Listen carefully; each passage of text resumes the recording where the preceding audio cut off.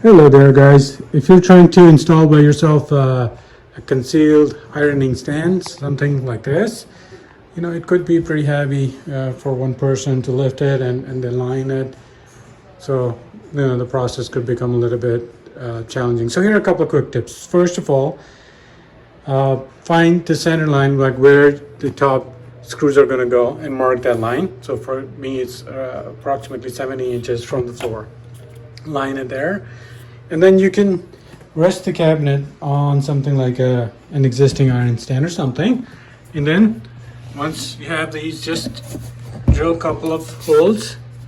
In this case there are 3 holes. There's like one also at the bottom, and then make sure that the level is right, and then you can remove the cabinet, drill the holes, and then once the holes are set, then you can just go ahead and put it back, and that should be much easier. Overall, it's a much nicer idea to have a concealed ironing stand versus something that just hangs outside. Thank you. So guys, this is how the end product looks like. Obviously much better. Let me show you.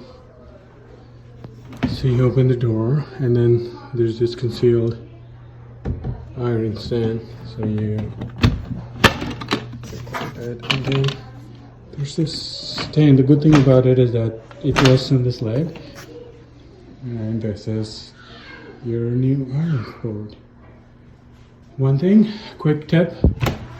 So these 2 holes, if most likely if you're installing it in the drywall, it's probably not going to align with your stud location. So you'll probably just use drywall anchors.